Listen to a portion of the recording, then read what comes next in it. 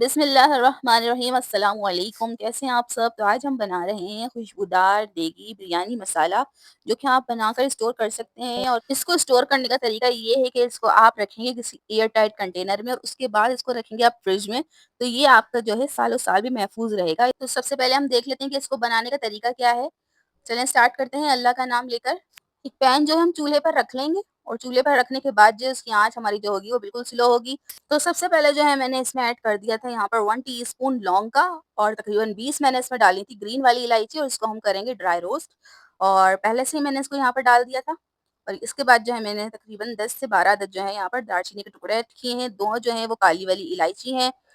1 table spoon से थोड़ा सा कम जो है वो काली मिर्ची का है। यहाँ पर 1 टेबल स्पून जो है मैंने लिया है साबित गोल वाला धनिया जो होता है वो लेना है। और इसके बाद जो हम लेंगे यहाँ पर 2 जो है जायफल हैं, और 2 फूल तकरीबन जावित्री के हैं। 3 से 4 अदद जो हैं वो बादियान के फूल हैं।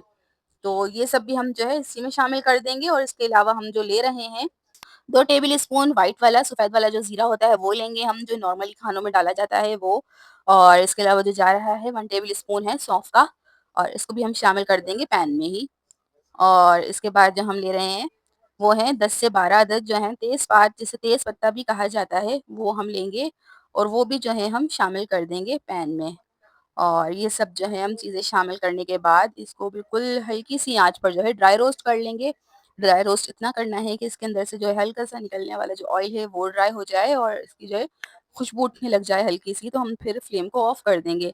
बहुत ज़्यादा इसका कलर जो है डार्क पर नहीं जाना चाहिए, सिर्फ़ खुशबू आ जाए इसकी, और एक गीलापन जो इसमें हो जाता है वो थोड़ा-सा दूर हो जाए तो समझें मसाला जो है हमारा रेडी हो चुका है। तो इसके बाद हम करेंगे क्या कि हम कर देंगे फ्लेम को ऑफ। और फ्लेम ऑफ करने के बाद जो है हम करेंगे इसको थोड़ी देर ठंडा, और थोड़ी देर इसको ठंडा करने के बाद हम लेंगे एक मिक्सी और मिक्सी में डालेंगे इस तमाम मसाले को और इसका अच्छा सा फाइन पाउडर बना लेंगे।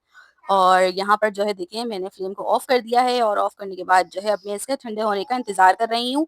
तो जैसे ही हमारा मसाला ठंडा होता है तो मैं जो है आपको इसको ग्राइंड करके दिखाऊँगी। और यहाँ जो है मैं आपको बताती चलूँ कि आपका जो ग्राइंडर है वो बिल्कुल ड्राई होना चाहिए, और उसमें ज़रा-सा भी थोड़ा-सा भी मॉइस्चर होगा ना तो आपका जो मसाला है वो फिर ज़्यादा दिन तक महफूज़ नहीं रह सकेगा, वो ख़राब हो जाएगा।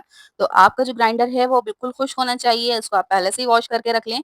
और अगर आपने अभी ही उसको वॉश किया है तो फिर उसको आपने साफ़ कर लेना है किसी भी कपड़े की मदद से या फिर किचन टॉवल की मदद से। तो चलें जी, जितने भी हमारे जो स्पाइसेस हैं वो यहाँ पर हमारे ठंडे हो चुके हैं। अब हम चलते हैं मिक्सी जार की तरफ। तो यहाँ जो है हम जितने भी स्पाइसेस हैं थोड़े-थोड़े करके जो है अपने मिक्सी जार में डाल लेंगे, और डालने के बाद जो है हम इसका पाउडर बनाना शुरू कर देंगे। जितना भी आ सकता है उतना आप शामिल करें, ज़बरदस्ती सारा का सारा इसमें डालने की कोशिश ना कीजिएगा। तो यहाँ जो है मैंने मसाला डाल लिया है और इसको मैं करूँगी ग्राइंड। तो यहाँ जो है हमारा मसाला हो चुका है ग्राइंड, और इस तरीके की इसकी शक्ल आई है। और इसके बाद जो है मैं इसमें शामिल करूँगी 5 से 6 तकरीबन साबित इलायची, और आप चाहें तो इसमें आलू बुखारे भी शामिल कर सकते हैं, वरना आप पकाने के दौरान शामिल करें। तो यहाँ जो है मसाला बिल्कुल रेडी है। तो नमक मिर्च जो है आप ऐड करेंगे वो पकाने के दौरान ही करेंगे।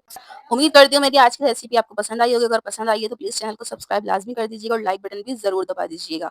और साथ-साथ मैं आपको बताती चलूँ कि इसके जो 2 टेबल स्पून हैं वो 1 केजी बिरयानी के लिए काफ़ी होंगे। तो मिलते हैं इंशाल्लाह अगली वीडियो में, जब तक के लिए अल्लाह हाफ़िज़।